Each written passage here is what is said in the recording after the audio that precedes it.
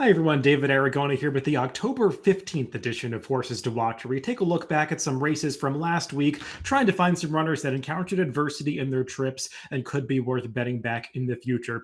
This week I've got a batch of 3 races from last week at Belmont at the Big A, actually all turf races, all races going 2 turns on the turf, and those are typically the best kinds of races in which to find trips because so much can go wrong in those 2-turn races, having to save ground, sometimes turf courses playing towards one path or another. And we're going to talk about some of those situations for this last week at Aqueduct. Let's begin with the race from last Saturday, October 12th. Actually, the final race of the day, race 11. It's a maiden special weight event for the 2-year-old males going a mile and a 16th on the inner turf course. Let's break these runners from the gate, focusing on the number 11, Tis Freedom. This is a Belmont trainee that was trying the turf for the first time in this race. And you can see he's breaking from that wide post position, but gets away pretty well coming out of that small chute onto the main part of the course. But when you break that wide, going around that slight bend, and then from there heading right into the clubhouse turn, you want to find some way to save ground. And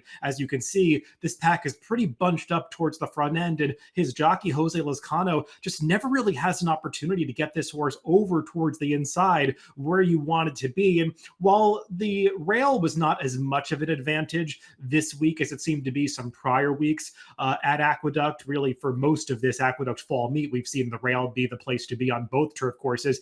It did seem like saving ground was definitely some sort of advantage on the inner turf course, maybe not a huge bias where you couldn't rally outside, as we'll see this horse does run pretty well with a wide trip, but note that the horses who eventually finish first, third, and fourth in this race, they are the numbers 4, 2, and 5. They're all on the rail at this point in the race, and that's not the case for that horse in the pink silks on the outside in the middle of the pack, the number 11, Tis Freedom. You can see got a little shuffled back on the backstretch, but right here, Jose Lezcano is going to try to make up for that lost position by making this premature move past the half-mile pole, asking this horse for his best right now to get back into the race. And I can see why he's doing it, because he was going to get hung wide at some point or another trying to make a move into contention, ended up making that move all the way around the bend, probably not the best portion to do it. But after making that early move, this horse actually holds on pretty well to ultimately finish second in this race. Like I said, the horses that are inside and ahead of him right now, they all rode the rail for every step of their trips. The number 4, Davy Crockett,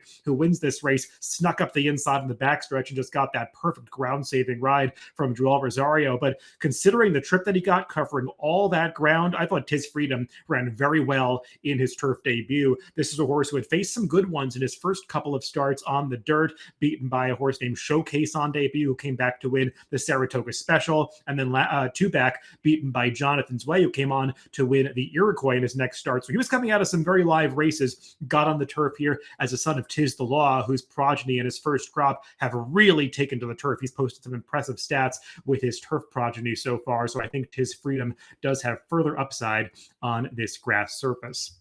Let's move on to Sunday's card and talk about a couple more of these 2-turn turf routes, beginning with the 5th race on Sunday, October 13th. This is another maiden special weight for the 2-year-olds. This time the fillies are up, going the same mile and a 16th distance on the inner turf course. Break these runners from the gate and focus immediately on the 7 starting gate. And you'll see the number 7, Snippity Snip, really stumble quite significantly coming out of that same chute onto the main part of the course. And that's not what you want to have happen for a horse like this, because she had run her best race at her prior start when she was able to get to the front end, fading a little bit at the end of that race, but she had shown the ability to get to the lead. And you can see after stumbling at the start and finding herself towards the back in the opening strides, she's trying to rush up to regain that position that she lost coming out of the starting gate, but kind of like the horse that we just talked about, Tis Freedom, Snippity Snip, with the same sort of 3-wide trip around the clubhouse turn. And that trip is going to continue for the rest of her journey, as she's just never going to be able to get inside for this race.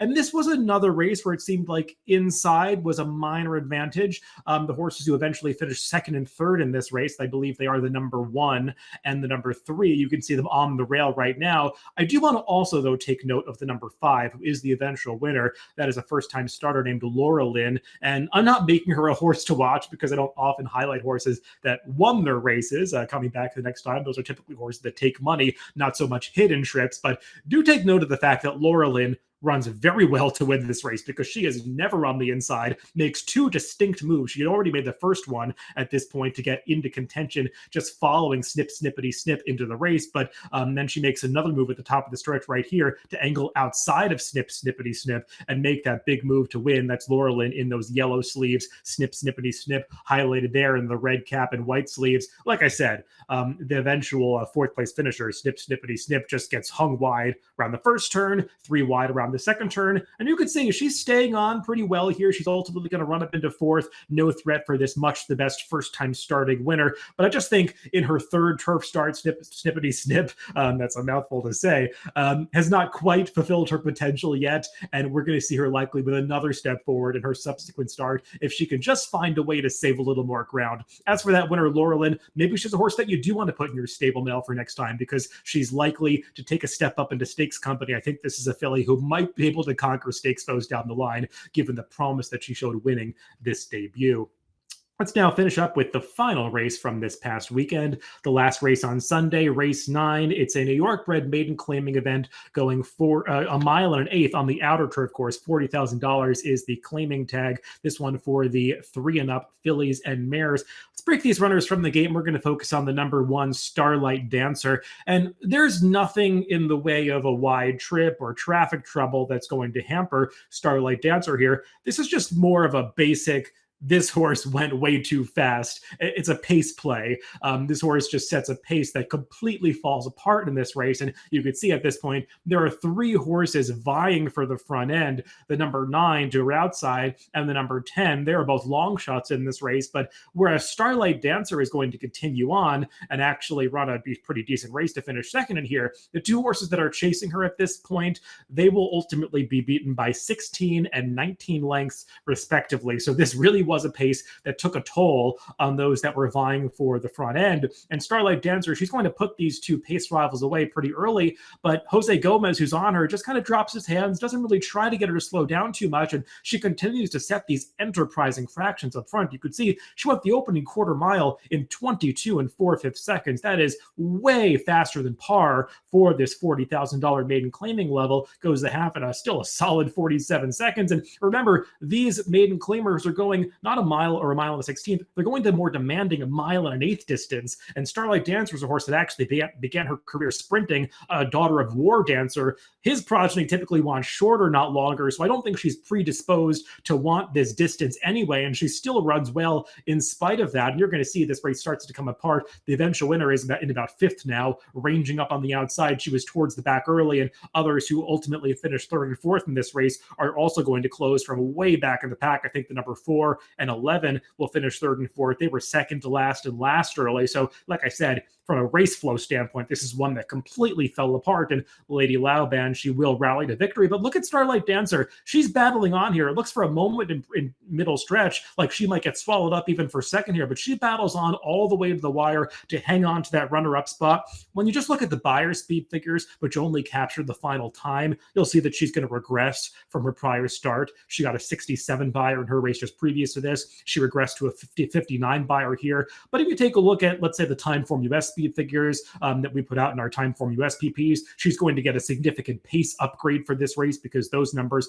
take into account how fast horses went both early and late in their races. And I do think this is a race that you want to upgrade just, based on whatever the final time or the result might say, based on how much work she did early in the race to set those very fast fractions. So Starlight Dancer was a horse that has now finished second 3 times in a row, but you could argue that she might have actually been best in this second place finish. So one that is likely to break through maybe at a shorter distance in her next race. Those are all the horses to watch for this week. If you want to follow any of these runners moving forward, you can add them to your horse watch on DRF.com and get email notifications when these horses run back in the future. You can also go into your DRF formulator or Timeform US PPs and make notes in the charts. Those notes that you make will show up in the running line of the horses when they are entered back for the past performances of their future races. Everyone, thanks for tuning in to Horses to Watch this week. I'll be back with another batch of replays to analyze next week.